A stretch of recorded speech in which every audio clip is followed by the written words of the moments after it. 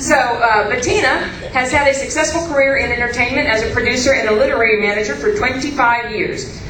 She began her career at the prestigious William Morris as an agent trainee before moving on to Steven Spielberg's Amblin Entertainment, where she attained the position of Vice President of Production.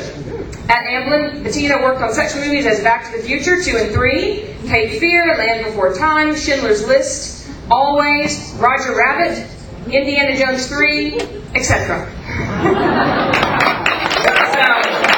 she knows her stuff. She knows her stuff. She has since started her own company. She's in process of putting together something that's going to star Adam Sandler and come out in the fall of very soon. So, there's a lot. The fall of very soon. So, without further ado, I'd like to introduce you to our special guest and the producer of We Will Not Be Silenced, Bettina Viviano.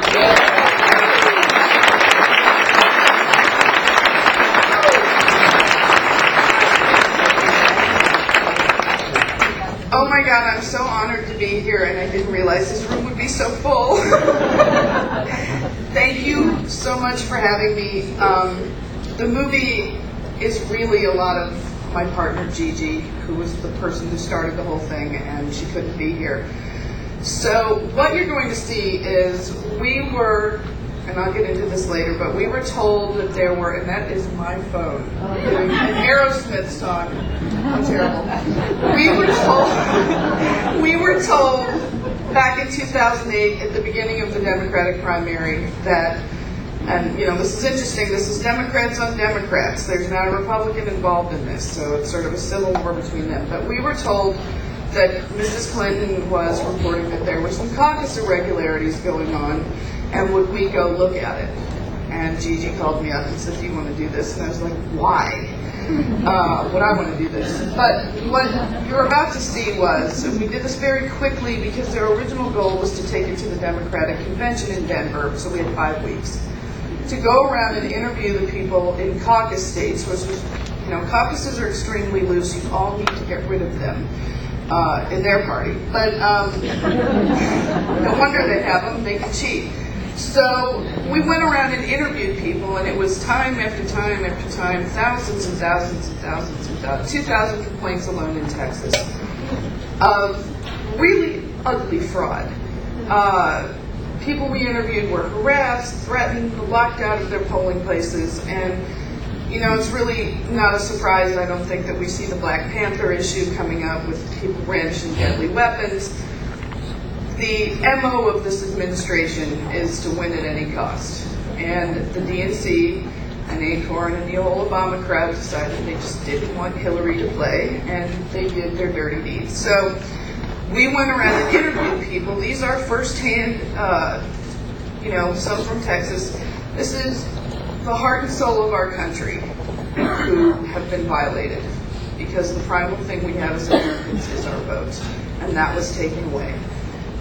So that's it. We have 41 minutes of the film. It's an ongoing process. We've paid for it ourselves. We're not funded by anybody. We're not funded by a party or a group or anything. Gigi and I have spent our own money.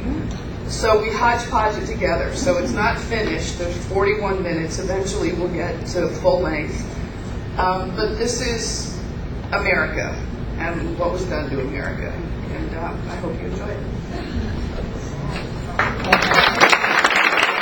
I think that took a lot of courage to put that kind of stuff on film, and I think we owe Bettina a huge debt of gratitude. Thank you. Thank you.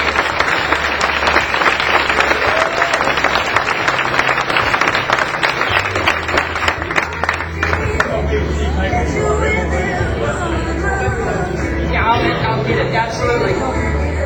Do y'all see what we are up against? This is not a drill. These people are not playing around, and they are coming for Houston. We can't lose this election. We cannot lose this election. They are coming for Houston.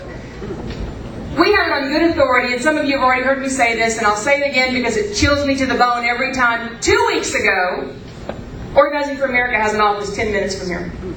2 weeks ago, tax deputy voter registrar person went over because they had been called to deputize the folks over there. 10 people from Chicago.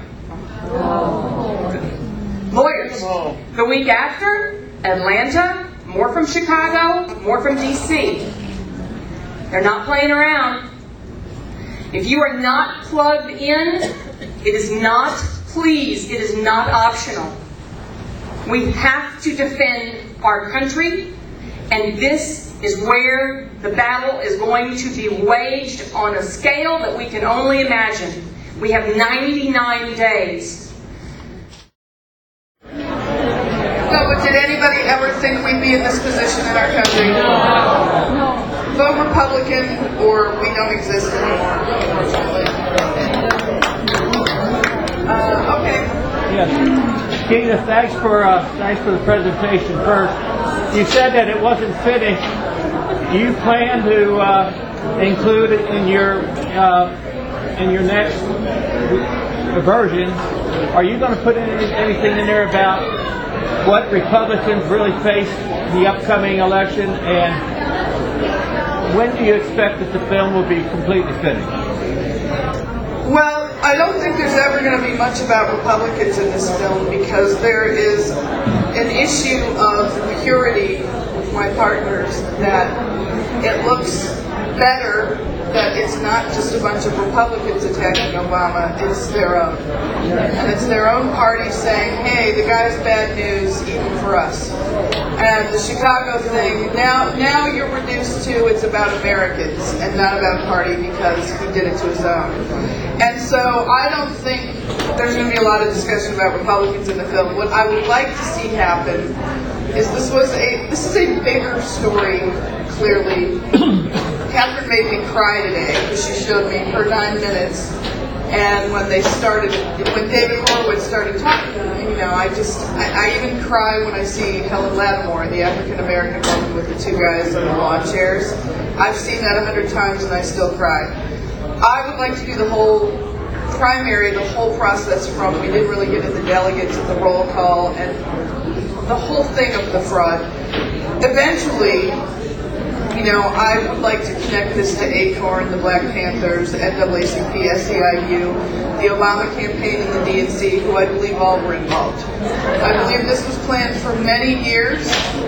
They took no prisoners. They are thugs. They are disgusting. They are a disgrace to this country. They're an embarrassment. They are a violation of everything that every one of us grew up believing that we would live. I mean, we don't live in America anymore.